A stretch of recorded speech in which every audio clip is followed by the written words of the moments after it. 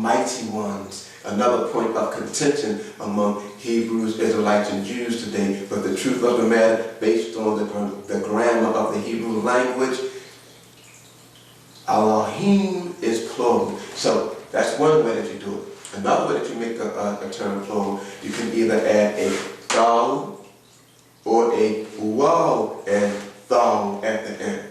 So in this case, what you had zitzit. Now, it's derived from this term zitz.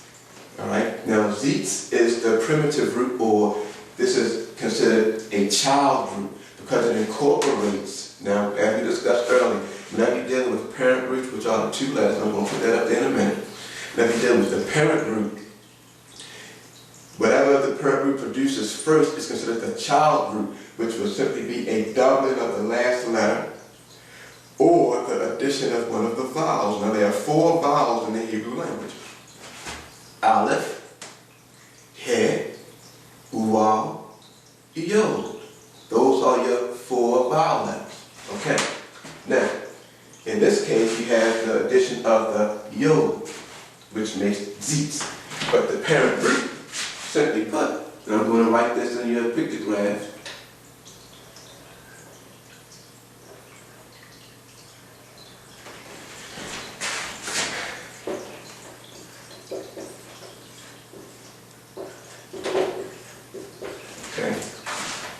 You have 2 pictures here. Now, they look similar to the nun, but it's not. It's different, because you see, you find them laid out, as if in a horizontal rather than a diagonal position.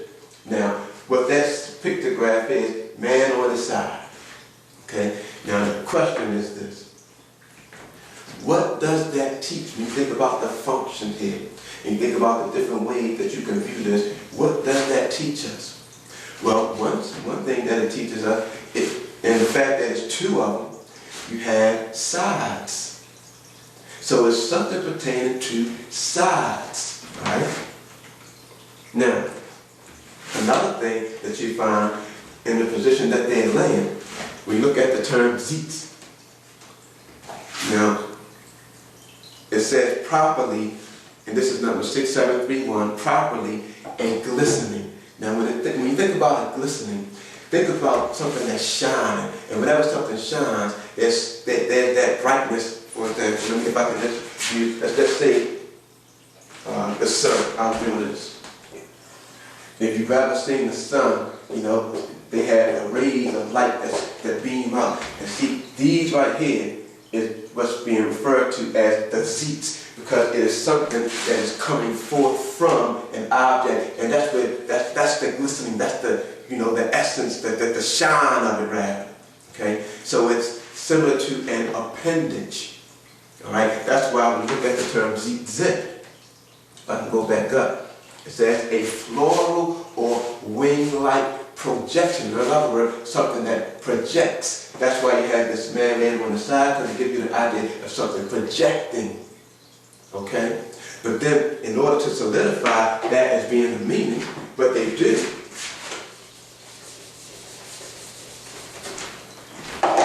they add the appendage, the yod, okay? Which we already saw, the yod,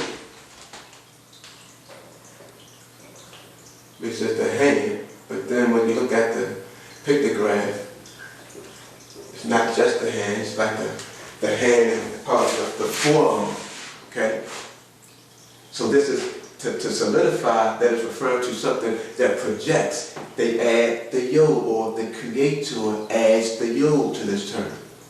Now, to add to that, he puts the thal at the end. And as we just discussed, grammatically speaking, when a thal is added to the end of a word, it makes it plural or more than one. So whatever zitz it is, you know that it's something that is going to be born, and it's going to be more than one of them. But also, when you look at the thal, if I put this pictograph down, because it's something else that we're going to learn, this is a mark. In other words, what we learn from the word zitz, it's something that's going to be on the sides. It's something that's going to be an appendage or a projection, and it's going to be a sign or a mark, which is the fringe gum. As you see here. these are your fringes. Okay? Now the Bible actually specifies exactly how many of these you're going to have. We're going to look at that passage a little later. But the focal point of this lesson, as we started out, and when I asked the Most High, because there's a lot of controversy about this among the Hebrews, Israelites, and even today among the Jews, in regards to who should be wearing the fringes. So now, because of feminism and this equality of the gender, you have a lot of people who are accepting women wearing fringes. That's why we went the route that we went, to show that the fringe is not just some simple old pair of strings that you're going to wear, brothers and sisters. This is a holy garment that is significant of the rulership that was given to that man, not to the woman. And this is not to belittle this, because you have an important role and your sign is equally important. We're going to get to that a little, not today, but when we do the next lesson, we're going to get into the other part of this passage. What it is that has been given to you, which is equally important. Okay. Now, it says, continuing in Numbers chapter 15, 39. Alright. And it shall be unto you for a fringe, that you may look upon it and remember. See? So now, when you look upon this, what you're supposed to do, you're supposed to now remember, in other words, call back to mind. So let's look at that. Now, we looked at the term remember already when we were dealing with Shabbat. But let's take a look at it again. And if you recall, in that lesson, one of the things that was read in the definition for the term remember is that you remember, ironically, you remember a particular term that's also derived from the term zakar. So let me put that up on the board for you again, just for your seeing.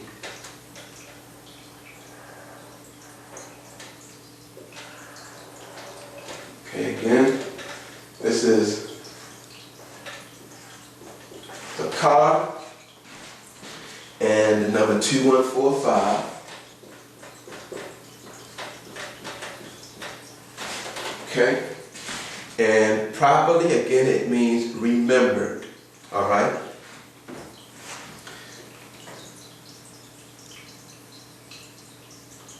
Now, it's the same term as in 2142. I believe the number we looked at was number 2142 the last time.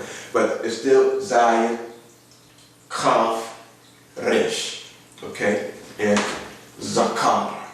Right? Now, the parent group, as we discussed, we had, oh sorry, I wrote the wrong letter up there, my apologies. It shouldn't be the kuf, it should be zakar, with the kaf, or the chaf. So which is the parent group, you have, and what this is, now this is more, this was the open palm of the hand. Okay, these are supposed to be like the fingers. Open palm of the hand.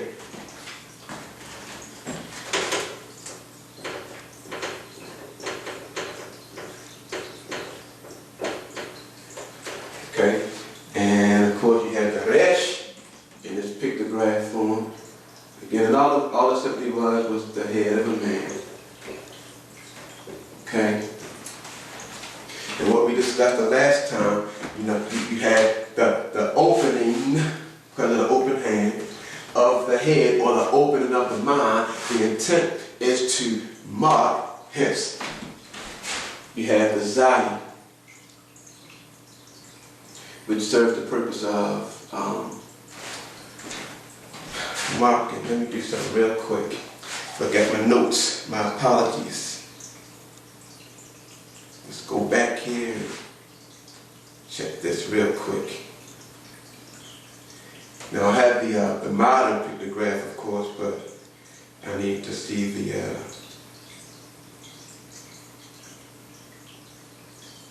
other form of this Zion real quick here.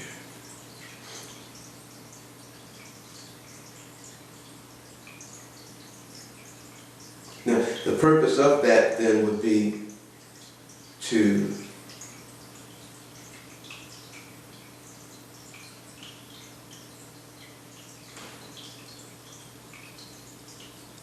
be the actual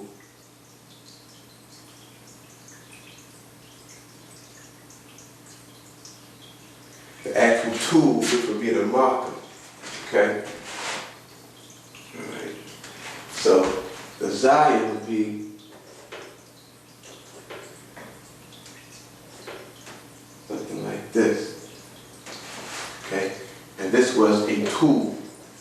Now, I say a tool which could also serve to be a weapon. Okay? But the presence of the zayin in the term zakar only serves as what was being used to make the mark, so to speak, so as to remember. So when a person wanted to remember something, they would take the tool and they would make a carving or something on it, okay, to remember there's something particular about this. So zakar. But what we were asked to remember, when we go back now to the definition, number 2145 in the Strong, properly remembered, when it also says that is a male. Think about that. Properly means to remember a male as being the most noteworthy sex. Think about that. Okay? Okay. Let's just take the Hebrew from the simplistic version of it. So here you have a garment that's commanded. This garment is something that a woman should not wear pertaining to geber, the strong man, the support of the house. Okay? This same woman is told, okay, that her